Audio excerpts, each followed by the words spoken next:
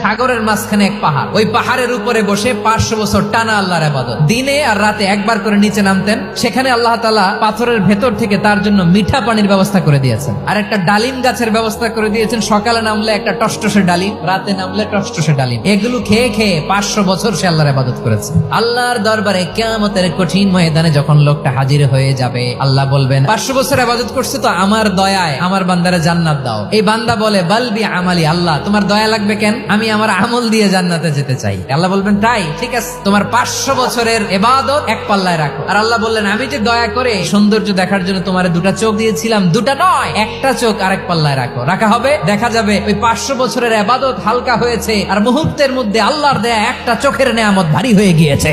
ফলাফল দেখো, হিসাব বলে তুমি এখন জাহান্নামে যাবা, যাও এবার জাহান্নামে যাও। এবার লোকটা কাচুমাচু করে বলে আল্লাহ এবার আমি বুঝতে পেরেছি তোমার দয়া ছাড়া দুনিয়ায় কেউ জান্নাতে যেতে পারবে না।